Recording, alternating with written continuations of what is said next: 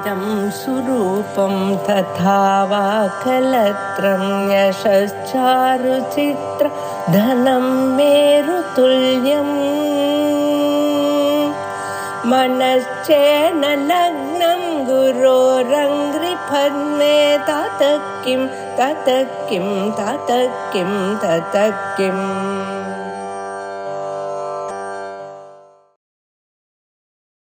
शिवसमारम्भां शङ्कराचार्यमध्यमाम् अस्मदाचार्यपर्यन्तां वन्दे गुरुपरम्पराम्. श्रीगुरुभ्यो नमः. 45வது श्लोकम्. वयस्थोऽहं नित्यं न परलवनेच्छां त्यजति मे मनोजस्रं सीते पुरमनवसादास्पदमिदम् दृगन्तक्षेपान्मे कुवलयमुपस्थापय झटिति अहो निर्वेलश्रुत्यभिरुचिरिह त्वद्वचसिदे. இந்த ஸ்லோகத்துல ராவணன் தன்னை பத்தி தன்னுடைய இளமையை பத்தி சொல்லிக்கிறான். தன்னுடைய வீரம் என்ன அப்படிங்கறத பத்தியும் சொல்றான். சில பிரியமான வச்சனங்கள் சொல்றான் சீதையை நோக்கி. சீதை அதுக்கு பரிகாசமான பதில் தர போறார். இந்த ஸ்லோகத்துல கூடிய பதச்சேதத்தை பார்ப்போம். வயஸ்தா அகம் நித்யம் ந பரலவனேச்சாம் त्यजति मे मनः अजस्रम सीते पुरम अनवसादास्पदम इदम दृगन्तक्षेपात् मे कुवलयम् उपस्थापय झटिति अहो निर्वेलश्रुत्यभिरुचिः इह त्वद्वचसि रे. இந்த இடத்துல 2வது பாதத்துல சீதே அப்படின்னு இருக்கு இல்லையா, அதுதான் இந்த இடத்துல சம்போதனை பிரதமாவா இருக்கு. சீதையை கூப்பிட்டு சொல்றான், ஹே சீதையே, நான் எப்படி இருக்கேன்? அகம் நித்தியம் எப்பொழுதும், வயஸ்தா வயஸ்தான்னு யாரு? தருணா, இளைஞனாகவே இருக்கேன். எனக்கு இன்னும் மூப்புங்கிறது ஏற்படவே இல்லை. அதஹா மே மனஹா, என்னுடைய இந்த மனதானது பரலவனி, அதாவது எதிரிகளுடைய தலையை கொய்வதுல அஜஸ்ரம் நித்தியம், அஜஸ்ரம் சொன்னாலும் நித்தியம் சொன்னாலும் ரெண்டுத்துக்கும் ஒரே அர்த்தம். நித்தியமும் பரலவனி, இந்த போர் புரிந்து அதுல எதிரில வரக்கூடியதான எதிரிகளுடைய தலையை வெட்டுறதுல ஷாம் ந தியஜதி, ஆசையை விடுறதே இல்லை. ஏன் அப்படின்னு சொன்னா, வயதா எடுத்துன்னு சொன்னா நம்மளால சண்டை போட முடியாது. அப்படி சண்டை போட்டாலும் நாம நினைச்சபடி ஒரு பராக்கிரமத்தோடு இருக்க முடியாது. ஆனா இவன் என்ன சொல்றான், எனக்கு வயசு ஆகவே இல்லை, நான் இன்னும் இளைஞனாகவே இருக்கேன். அதனாலேயே எனக்கு போர் புரிந்து அந்த போர்ல மற்றவர்களுடைய அந்த தலையை கொய்வதுல ரொம்ப ஆசை இருக்கு. பராக்கிரமம் ஜாஸ்தியா இருந்தா இந்த மாதிரி ஆசைகள் இருக்கும் தான், அப்படி இருக்கு அப்படின்னு சொல்றான். அது மட்டும் இல்ல, இந்த லங்கா நகரம் இருக்கே, இது துக்கத்துக்கு ஆளாக இருப்பதே இல்லை. அப்படின்னு என்ன அர்த்தம்? இந்த லங்கையில் இருக்கக்கூடிய மக்கள் யாரும் துன்பப்படுவதே இல்லை. அந்த அளவுக்கு நான் ராஜ்யத்தை ரொம்ப அழகாக நடத்துகிறேன் அப்படின்னு சொல்றான். இப்படி பாருங்க, புறம் இதம், இந்த நகரமானது அனவசாதாஸ்பதம். அவசாதா அப்படின்னு சொன்ன என்ன அர்த்தம்? ஹானி க்ஷயா. அனவசாதா அப்படின்னு சொன்னா எந்த விதமான குறைவில்லாத, அக்ஷயமாக குறைவில்லாததாக இருக்கிறது இந்த லங்கை என்னும் நகரம். அப்படின்னா தன்னுடைய ராஜ்ய பரிபாலனமானது எந்த அளவிற்கு உயர்ந்ததாக இருக்குன்னு காமிச்சுக்கிறான். மொத்தம் 3 விஷயம் சொன்னா, ஒண்ணு தான் ரொம்ப இளைஞனாக இருக்கேன் அப்படின்னு தன்னை பத்தின விஷயம், இன்னொன்னு பராக்கிரமத்தோடு இருக்கேன், உற்சாகத்தோடு இருக்கேங்கிறத காமிச்சிருந்தான். 3வது தன்னுடைய ராஜ்ய பரிபாலனம் எந்த அளவுக்கு சிறந்ததா இருக்குங்கிறத காமிச்சிருந்தான். இப்பேற்பட்ட மே எனக்கு ஜடித்தி உடனேயே திருகந்த க்ஷேபாது, திருக் அப்படின்னு சொன்னா பார்வை, இந்த பார்வை என் மேல நீ செலுத்துவதால் குவலயம் உபஸ்தாபய, குமுதப்பூ இருக்கு இல்லையா, அதாவது இந்த சீதையினுடைய கண்கள் அல்லிப்பூ மாதிரி இருக்கு. அந்த சீதையானவள் ராவணனின் பால் ஈர்க்கப்பட்டு ஒரு பார்வை பார்த்தாலே ஆனால் அது இவனுக்கு எப்படி இருக்கான், இவன் மேலே ஒரு குமுதப்பூ விழுந்தது போல இருக்கான், அப்படி வர்ணிக்கிறான்.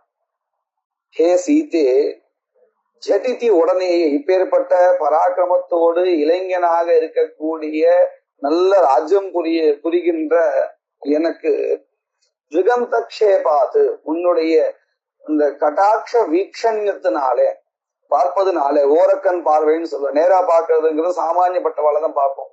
இந்த ஓரக்கண்ணால பார்க்கறது அப்படிங்கிறது நம்மள விருப்பப்பட்டவாளுக்கு மேலத, அதுவும் நாம தனிப்பட்ட ஒரு கவனம் செலுத்தும் பொழுதுதான் அப்படி பார்ப்போம்.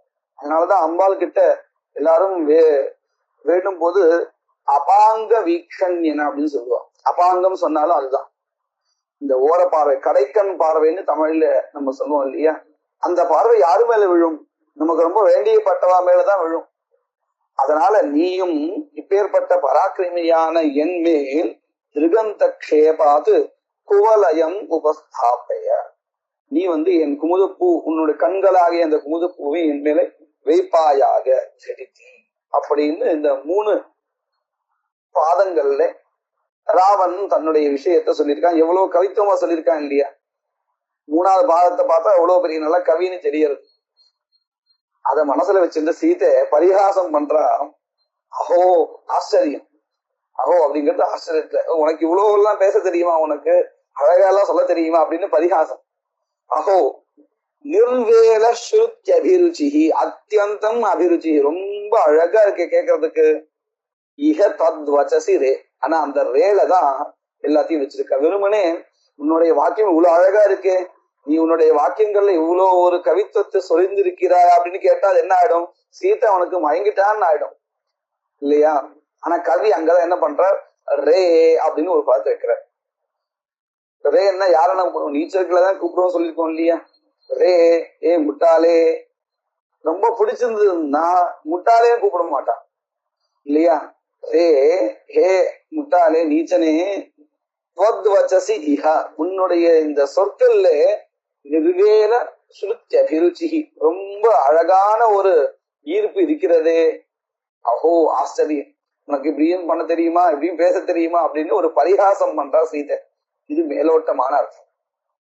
கூட அர்த்தம் என்ன, நிர்வே லஸ்ருத்யபிருச்சி, நீ சொன்ன இந்த ஸ்லோகத்துல பதங்கள்ல இருக்கக்கூடியதான நகாரம் இருக்கு, வகாரம் இருக்கு இல்லையா, அதை நீக்கி நிர்வே, நிர்கதா வகாரஹா, நிர்வே தத் ஸ்தானே, அந்த வகாரத்தினுடைய இடத்துல லஸ்ருத்ய அபிருச்சி, லகாரத்தை சேர்த்து சொல்லணும்னு நான் விருப்பப்படுறேன். அபிருச்சி, அதுல எனக்கு விருப்பம் இருக்கிறது அப்படின்னா என்ன அடுத்து, இப்ப பாருங்க, எந்த இடத்துல வகாரம் இருக்கோ அந்த வகாரத்தை எடுத்துட்டு அந்த இடத்துல நம்ம லகாரம் வைக்கிறோம். வச்சா பதங்கள் எப்படி கிடைக்கும், முதல் பாதம் வயஸ்தோகம் அப்படின்னு சொன்னான் இல்லையா, அந்த வகாரத்தை எடுத்துட்டா என்ன எழுத்து வரும், லா வைக்கணும், வச்சால் லயஸ்தோகம் இப்படின்னு கிடைக்கும், ஒரு பதமாச்சு. அதுக்கடுத்து 2வது பாதத்துல முதல் பாதத்துல இன்னொரு பதம் இருக்கு, பர லவனேச்சா அப்படின்னு இருக்கு. அந்த இடத்துல வகாரத்தை எடுத்து லகாரத்தை வச்சா பர லலனேச்சா அப்படின்னு கிடைக்கும். அதுக்கு அடுத்து 2வது பாதத்துல புறம் அனவசாதாஸ்பதம் அப்படின்னு இருந்தது இல்லையா, அந்த இடத்துல வகாரத்தை எடுத்துட்டா புறம் அனலசாதாஸ்பதம் அப்படின்னு கிடைக்கும். இப்போ 3 பதங்கள் பார்த்திருக்கோம். அடுத்தது திருகந்தக்ஷேபாத்து மே குவலயம் அப்படின்னு இடத்துல வகாரத்தை எடுத்துட்டு லகாரத்தை வச்சா குலலயம் அப்படின்னு கிடைக்கும். இப்ப 4 பதங்கள் இப்படியாக மாறி இருக்கு. இந்த 4 பதங்களுக்கு என்ன அர்த்தம்னு நம்ம பார்க்க போறோம்.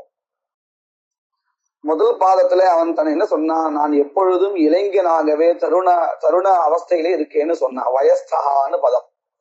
இப்ப என்ன அடுத்து தெரியுமோ, வகாரத்தை எடுத்து லக்காரத்தை வச்சா லயஸ்தா, அகம் நித்தியம் லயஸ்தா. லயான்னு சொன்னா மரணம்னு அர்த்தம். இந்த இடத்துல அதோடு சேர்ந்துடுறது லயமாயிடுச்சுன்னு நம்ம சொல்லுவோம் இல்லையா, சேர்ந்துடுறதுன்னு அர்த்தம். அப்படின்னா இவனுடைய மரணம் நித்தியம் லயஸ்தா, நான் ஒவ்வொரு நாளும் மரண அவஸ்தையில் இருந்துட்டே இருக்கேன், அதாவது க்ஷயம் ஆகிட்டே இருக்கேன், குறைவோடு சேர்ந்துட்டே இருக்கேன் அப்படின்னு அர்த்தம் கிடைக்கும். அதே பாதத்துல முதல் பாதத்துல இன்னொரு பதம் இருக்கு, பர லலனேச்சா. இப்ப அவன் சொன்னான் இல்லையா, வயஸ்தா அப்படிங்கறத மாத்து லயஸ்தான்னு சொன்னோம். அவன் நித்தியமும் மரணத்தை தழுவுகின்றவனா இருக்கான். ஏன் அப்படி மரணத்தை தழுவுகின்றவனாக இருக்கான்னு தன்னை சொல்லிக்கிறான். பாப்பம் பண்ணினா அப்படித்தானே நடக்கும். என்ன பாப்பம் பண்ணினா அத சொல்றதாகத்தான் 2வது பதம் இருக்கு, பர லலனேச்சா. பரன மற்றவனுடைய மனைவியின் பேர்ல ஆசை கொண்டிருப்பதினால் பர லலனேச்சா. இதுதான் காரணம். முன்னாடி அவன் சொன்னோம் இல்லையா, லயஸ்தா தன்னை தானே அழிச்சுக்கிறான் அப்படின்னு. அதுக்கு காரணம் எது, மாற்றான மனைவியின் மேல் வைத்திருக்கக்கூடியதான ஆசை. அந்த ஆசையினால் ஏற்பட்ட பாபம். இந்த பாபம் தான் அவனை மரணத்தை வரையும் கொண்டு போறது. 2வது பாதத்துல ஒரு பதம், புறம் அனவசாதாஸ்பதம். இந்த லங்கா நகரமானது துன்பத்திற்கு ஆளாகுவதே இல்லை அப்படின்னு சொன்னா இல்லையா. இப்ப என்ன எடுத்து, புறம் அனலசாதாஸ்பதம். அனலகான்னு சொன்னா அக்னி. இந்த நகரமானது அக்னிக்கு இரையாக போகிறது. இது 2 விதமா நம்ம சொல்லலாம். ஒண்ணு, இந்த நகரமானது நாசமாக போறது அப்படின்னு. இன்னொன்னு, இப்ப இந்த ஹனுமார் என்ன பண்ண போறார், இந்த சீதையினுடைய சம்வாதத்தை எல்லாம் கேட்டுட்டு ராமர்கிட்ட சொல்ல போகும் பொழுது இந்த அசுரர்கள்லாம் ஹனுமாருடைய அந்த வால்ல தீ வச்சிடுறார். அவர் என்ன பண்றார், அந்த தீயை ஊர் முழுக்க பத்த வச்சுன்னு போயிடுறார். அப்ப இந்த நகரமானது என்ன ஆயிடுச்சு, அனலசாதாஸ்பதம் ஆயிடுச்சு இல்லையா, அக்னிக்கு இரையாக ஆயிடுச்சு. இதத்தான் சீதை இங்க மென்ஷன் பண்றா, புறம் அனலசாதாஸ்பதம், அக்னிக்கு இரையாக ஆக போகிறது. அடுத்தது 3வது பாதத்துல திருகந்தக்ஷேபாத்து குவலயம் உபஸ்தாபய அப்படின்னு சொன்னா, உன்னுடைய படுவதின் பெயரால் என் மேல் நீ குவலை புஷ்பத்தை வைப்பாயாக அப்படின்னு சொல்லியிருந்தான் இல்லையா. ஒரு காதல் மொழி அழகா சொல்லியிருந்தான். இப்போ சீதை அதை மாத்தி என்ன பண்ணிருக்கா, குலலயம் உபஸ்தாபய, உன்னுடைய பார்வை என் மேல் படுவதால் குலலயம் உபஸ்தாபய, என்னுடைய குலத்தினுடைய க்ஷயகா நாசகாவானது ஏற்படட்டும். இது 2 விதமா நம்ம அர்த்தம் சொல்லலாம். ஒண்ணு, சீதையினுடைய பார்வை அந்த அளவிற்கு மிகவும் கோபமாக இருக்கிறது. அந்த பார்வையினாலேயே இந்த ராவணனுடைய குலம் இருக்கு இல்லையா, அந்த குலத்தை நாசம் பண்ணிடுறான் அப்படின்னு. இன்னொன்னு, இப்படி பண்ற சீதை அவன் மேல் ஒரு ஆசை வைத்தாலே ஆனால் அந்த குலம் நாசமாயிடுறது, ஸ்திரீ குலம். இப்படின்னு 2 விதமா எப்படி வச்சிருந்தாலும் நமக்கு தேவையான அர்த்தம் கிடைக்கிறது. இந்த மாதிரியாக ராவணன் சொன்ன அந்த ஸ்லோகத்தையே அவனுக்கே மறுபடியும் அர்த்தம் புரியும்படி நிலையை விளக்கி சீதை மாத்தி அமைச்சு கொடுத்திருக்கா. இது பிரதிதத்தாட்சரம்னு பேர். ஒரு எழுத்தை கொடுத்து ஒரு எழுத்தை நீக்கி சொல்லக்கூடியதான ஸ்லோகம் இது. இதுக்கு அடுத்து 46வது ஸ்லோகம். திகந்த ஸ்ரீர்மக்னா மம சுமுகிலங்காந்தரதுனா விலாபः क्वाप्येकोऽप्यः न नगर्यामिह मम विलक्षत्वं बिभ्रत्यपि हरिदधीशा मदुदये विलापाक्रान्ते वस्फुरति खलवाक्ते हृदि सताम्. இந்த ஸ்லோகத்தினுடைய பதச்சேதா. திகந்த ஸ்ரீஹி மக்னா மம சுமுகி லங்காந்தரதுனா விலாபஹ க்வாபி ஏகஹ அபி அஹஹ ந நகர்யாம் இஹ மம விலக்ஷத்வம் விப்ரத்யபி ஹரிததீஷாஹ மதுதயே விலாபாக்ராந்தா இவ ஸ்புரதி கல வாக் தே ஹிருதி சதாம். என்ன சொல்றான் ராவணன்? ஹே சீதையே, சுமுகி அப்படிங்கிற பதம் தான் இங்க சம்போதனத்துல இருக்கு. முதல் பாதத்திலேயே இருக்கு சுமுகி, அழகான முகமுடையவளே. சீதையே, திகந்த ஸ்ரீஹி, இந்த 8 திக்குகளிலும் இருக்கக்கூடியதான செல்வம் இருக்கே, இந்த செல்வமானது தற்பொழுது எங்க இருக்கு? லங்காந்தரதுனா மக்னா மமா, என்னுடைய இந்த லங்காந்தரதுனா மக்னா, என்னுடைய இலங்கையில இந்த 8 திக்குகளையும் இருக்கக்கூடியதான ஐஸ்வர்யமானது உள்ள மூழ்கி இருக்கு, வெளியில வராதபடி இருக்குங்கிறது அவனுடைய தாற்பயம். இவன் இந்த 8 திக்குகளில் அதிபதிகளையும் வென்று இருக்கான். அஷ்டதிக்பாலர்களை இவன் வென்று இருக்காங்கிறதுனால அப்படி வாங்கப்பட்ட ஒரு விமானம் தான் புஷ்பக விமானம். குபேரன் கிட்ட இருக்க வாங்கிட்டு இருக்கக்கூடியதான ஒரு பொருள். இப்படி 8 திக்கு அதிபதிகளையும் இவன் வென்று இருப்பதனாலே இவன் கிட்ட 8 திக்குகளிலும் இருந்த செல்வமானது இவன் கிட்ட இருக்கு. அதாவது லங்கையில இருக்கு, மக்னா மூழ்கி இருக்கு, எடுக்க முடியாத அந்த அளவுக்கு அங்கேயே ஸ்திரமா இருக்கு.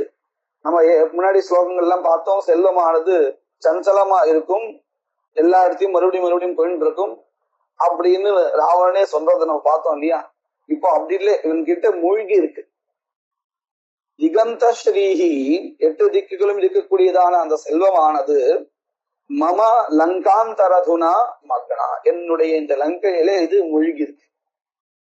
அது மட்டும் இல்லை, குவாபி ஏகஹா அபி நகரியாம் இஹ விலாபஹா ந, நகரியாம் இஹ இந்த லங்கையில குவாபி எந்த இடத்திலையும், கோபி யாரும், விலாபஹா ந மம இஹ மம நகரியாம் என்னுடைய இந்த லங்கையில் ஒருவன் கூட ஒரு இடத்திலும் கூட விலாபகா அப்படின்னா துக்கம் பட்டு புலம்புறது இருக்கு இல்லையா, அப்படி யாரும் பண்றது இல்லை.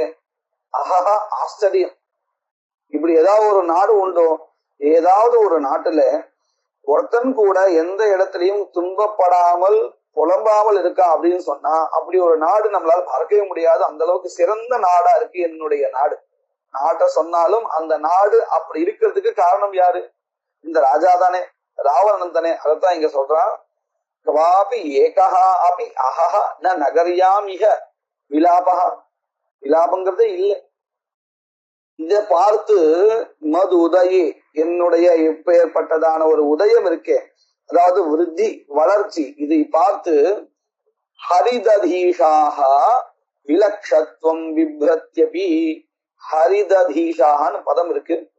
இதை நம்ம எப்படி பிரிக்கணும்னு சொன்னா, ஹரித்து அதீஷாகான்னு இந்த சமாசம் ஆகாத முன்னாடி இருக்கக்கூடிய நிலையில இருக்கக்கூடியது. ஏன் நான் இவ்வளவு சொல்றேன்னு சொன்னா, இந்த பதத்தை முதல்ல புரிஞ்சுக்கிறதுக்கே சிரமம், எப்படி பிரிக்கணுங்கிறதுலே சிரமம்.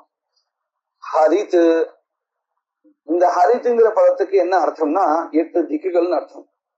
திசஸ்து ககுபஹ்காஷ்டா ஆஷாஸ்ச ஹரிதஸ்ச தாஹ அப்படின்னு அமரகோஷம் இருக்கு இல்லையா? இந்த பதம் தெரியலன்னு சொன்னா அமரகோஷத்துல நம்மளால இதுக்கு அர்த்தம் சொல்லவே முடியாது. ஏன்னா நம்ம பொதுவா ஹரிதா அப்படிங்கிற பதத்துக்கு பச்சை நிறம்னு உடனே பிரசித்தமான அர்த்தம் இருக்கிறதுனால அதை எடுத்துப்போம். ஆனா அங்க இந்த இடத்துல அந்த ஒரு அர்த்தத்துல சொல்ல, ஹரித்துங்கிறது திக். அதீஷாகான்னு சொன்னா தலைவருக்கு எல்லாம் தலைவர். அதீஷாக, அதி ஈஷாக, அதீஷாக, ஈஸ்வரனுக்கு இன்னொரு ஒரு ஈஸ்வரன் இருந்தால் அவன் அதீஷா இல்லையா? இப்ப என்ன சொல்ல வரா இதுல இந்த பதத்தினால? ஹரிததீஷாக அப்படின்னா, ஹரித்து அப்படிங்கிறதுக்கு 8 திக்குகள் அர்த்தம் பண்ணோம். இந்த 8 திக்குகளுடைய அதிபதிகள் அவர்கள் மதுதயே என்னுடைய இந்த வளர்ச்சியில் விலக்ஷத்துவம் விஸ்மயத்துவம் ஆச்சரியம் விப்ரதியை அடைகிறார்கள். விப்ரத்தியை அடைகிறார்கள் போல் என்னுடைய வளர்ச்சியை பார்த்து அவங்க ஆச்சரியப்பட்டு போறான். இப்படின்னு முதல் 3 பாதத்துல ராவணன் தன்னை பத்தி சொல்லிட்டான். இதை கேட்ட உடனே சீத்தை சொல்றா, கல திருடனே, சம்போதனம் கூப்பிடும் பொழுது, ஏ திருடனே, வாக்கு தே உன்னுடைய உன்னுடைய வாக்கு இந்த சொற்கள் எல்லாம் சதாம் நல்லவர்களுடைய ஹிருதி இதயத்திலே என்னமா போய் சேர்றது, விலாபாக்கிராந்தா ஏவஸ்பிருதி ஒரு புலம்புறது மாதிரி போய் சேர்றது அப்படின்னு அர்த்தம்.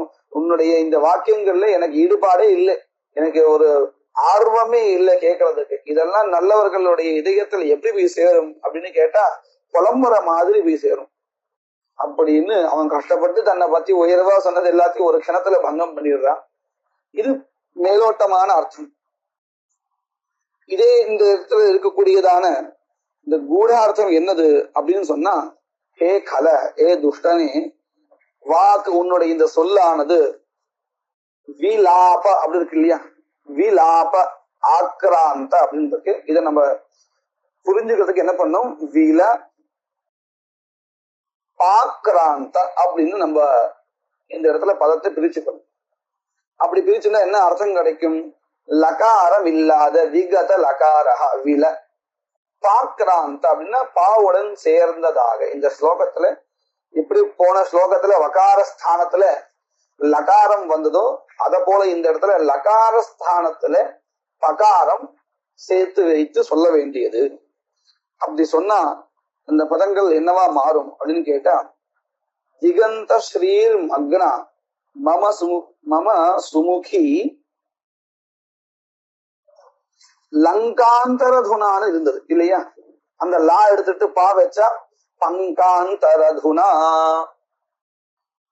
அதே மாதிரி என்னுடைய நகரத்திலே யாரும் விலாபகா பண்றது இல்லை, அதாவது புலம்புறது இல்லைன்னு சொன்ன. விலாப குவாபி ஏகோபி அஹஹா ந நகரியாம் மிக அப்படின்னு சொன்னா இல்லையா, இந்த விலாபகாவில லாவ எடுத்தா என்ன ஆயிடுச்சு, விபாபகா அப்படின்னு ஆயிடுச்சு. என்னுடைய நகர்ல யாரும் விபாபகாவா இல்லை. அதுக்கு என்ன அர்த்தம்னு பின்னாடி பார்க்க போறோம். அதுக்கப்புறம் விலக்ஷத்துவம் பிப்ரத் ஹரிததீஷாக அப்படின்னு 3வது பாதத்துல சொன்னா, அதுல விலக்ஷத்துவத்துல பா வச்சுன்னு சொன்னா விபக்ஷத்துவம் விப்ரத்யபி ஹரிததீஷாக. இந்த 3 பதங்களுக்கு என்ன அர்த்தம்னு பார்க்கணும். முதல்ல அவன் சொல்லும் பொழுது என்ன சொன்னா, இந்த 8 திக்குகள்ல இருக்கக்கூடியதான செல்வமானது தற்பொழுது என்னுடைய நகரத்துல மூழ்கி இருக்கு அப்படின்னு சொன்னான் இல்லையா. லங்காந்தரதுனா லங்கையின் உள்ளே இருக்கிறது, அந்த லாவ் எடுத்தா பங்காந்தரதுனா அப்படின்னு அர்த்தம். இந்த 8 திக்குகளிலையும் சம்பாதித்து போரிட்டு சம்பாதித்து வைத்ததான அந்த செல்வமானது தற்பொழுது பங்காந்தரதுனா சேற்றுல மாட்டின மாதிரி இருக்கான் அப்படின்னு அர்த்தம். கொஞ்சம் கொஞ்சமா மூழ்கி போறது, அதை காப்பாற்ற முடியாது. ஏன், இவன் தான் இவ்வளவு பாவம் பண்ணிட்டு இருக்கானே, இவனுடைய இந்த பாப செயல்களால அவனுடைய ராஜ்யமானது கெட்டு போறது. ராஜ்யம் கெட்டு போயாச்சுன்னு சொன்னா செல்வம் வீழ்ச்சி தான் அடைய போறது. அதை எப்படி சொல்றா, பங்காந்தரதுனா பங்கஹா அப்படின்னு சொன்னா சேர், பங்கஜம் சேற்றில் வரக்கூடிய தாமரைக்கு அந்த பேரு பங்கஜம்னு பேர் இல்லையா. அதை போல இங்கே பங்காந்தரதுனா சேற்றில் மாற்றிய செல்வமாக இருக்கிறது அப்படின்னா அது மறுபடியும் எடுக்க முடியாதுன்னு அர்த்தம். கொஞ்சம் கொஞ்சமா அப்படியே மூழ்க போறதுன்னு அர்த்தம். அடுத்தது 2வது பாதத்துல என்ன சொன்னா, இந்த லங்கையில் இருக்கக்கூடியதான மக்கள் எல்லாரும் எப்படி இருக்காங்க, யாரும் புலம்புறதே இல்லை, அப்படி இருக்காங்க என்னுடைய நகரத்துல மக்கள் அப்படின்னு சொன்னா இல்லையா. இப்போ விலாபகா பதில விபாபகா விகத பாபகா, அதாவது பாபத்தை தொலைந்தவர்கள் யாரும் இல்லை அப்படின்னு அர்த்தம். எல்லாரும் பாபத்தோடு இருக்காங்க. எப்படி ஒரு நாட்டுல எல்லாரும் பாபத்தோடு இருக்க முடியும், ஒருத்தன் கூட புண்ணியமான இருக்க மாட்டான் அப்படின்னு கேட்டா, இந்த மக்கள் எல்லாம் என்ன பண்ணணும், ராவணன் தப்பு பண்றான்னு தெரிகிறது, போய் கண்டிக்கணும் தானே. கண்டிக்காம இருந்தால் அவங்களும் அந்த பாபத்துக்கு ஆளானவர்கள் தானே, அவங்களுக்கும் அந்த பங்கு உண்டு தானே. இந்த நாட்டுல நடக்கக்கூடியதான பாபத்துக்கு அந்த பாபத்தை புண்ணியத்தை எப்படி அனுபவிக்கிறோமோ அதை போல அந்தந்த பாபத்துக்கும் பங்கு எல்லா மக்களுக்கும் உண்டு இல்லையா. அதெல்லாம் வச்சுதான் நம்ம சொல்றோம் இந்தியாவுக்கு இவ்வளவு கடன் இருக்குன்னு சொன்னா அந்த கடனுக்கு பங்கு நமக்கும் இருக்கு. அது ஒரு பாபம். அந்த பாபத்துல பங்கு நமக்கும் உண்டு. இப்போ இந்த நகரத்துல ராஜா எல்லா தப்பு பண்ணிட்டு இருக்கான்னு சொன்னா அந்த தப்ப கண்டிக்காத இருக்கிறதுனால தவிர அவனை இந்த தப்பு பண்ணும் பொழுது இன்னும் உற்சாகப்படுத்துறா இல்லையா, நீங்க உங்களை மாதிரி ராஜா உண்டா அப்படி உண்டான்னு, இதெல்லாம் இன்னும் பாபம் தானே. இப்படி பண்ணக்கூடியதான பாபத்தை அனைவரும் பங்கிட்டுக் கொள்கிறார்கள். அதனால எல்லாருமே அந்த நகரத்தை எப்படி இருக்கா, விபாபகா, விபீஷணனை தவிர்த்து இது எல்லாம் விபாபகா அப்படின்னு அர்த்தம். பாபம் இல்லாதவர்கள் யாரும் இல்லை, எல்லாரும் பாபத்தை செய்தவர்களாக இருக்கிறார்கள் அப்படின்னு அந்த ராஜாவே தன்னை சொல்லிக்கிறான். என்னுடைய நகரத்துல ஒருத்தன் கூட பாபம் பண்ணாதவனே இல்லை, எல்லாரும் பாபிகளா இருக்கா அப்படின்னு. அதுக்கப்புறம் விலக்ஷத்துவம் பிப்ரத்யபி ஹரிததீஷாஹா. ஹரிததீஷாஹான அஷ்டதிக்பாலகர்கள், அவர்கள் என்னுடைய உதயத்தை பார்த்து ஆச்சரியம் அடைகிறார்கள் அப்படின்னு முதல்ல சொன்னான். இப்ப என்ன அடுத்து, விபக்ஷத்துவம் விப்ரதி, என்னுடைய இந்த செயல்கள் எல்லாம் பார்த்து இந்த அஷ்டதிக்பாலகர்கள் எனக்கு கீழே இருக்கக்கூடியதான அவர்கள் விபக்ஷத்துவம் மாற்று கருத்தை உடையவர்களாக அப்படின்னு அர்த்தம். நீ இப்படி பண்ணக்கூடாது, இப்படி பண்ணினா உனக்கு என்ன ஆடும், மரணம் தான் நிகழும், அந்த மரணத்தை எதிர்நோக்கி இருக்கிறார்கள். என்ன ஆறுது இவனுக்கு பார்ப்போம். இவன் எதிர்த்து இருக்கக்கூடிய ஆள் தெய்வாம்சம் பொருந்தியவர். அப்பேற்பட்ட ராமரை எதிர்த்துண்ட இவனுக்கு என்ன ஆக போறது அப்படிங்கிறத ஒரு ஆர்வத்தோட பார்த்துட்டு இருக்காளாம். விபக்ஷகளா இருந்துட்டு எதிர் திசையில இருந்துட்டு பார்த்துட்டு இருக்காளாம் இந்த அஷ்டதிக் பாலகர்களும். விபக்ஷத்துவம் விப்ரத்யபி ஹரிததீஷாக மதுதையே. இப்படி ராவணன் சொன்ன சொற்களையே ஒரு எழுத்தை மாத்தி சீதை ரொம்ப அழகா அவனுக்கு எதிர்மறையான கருத்துக்களை தெரிவிச்சிருக்கா. மேற்கொண்ட ஸ்லோகங்களை வருங்காலத்துல பார்க்கலாம்.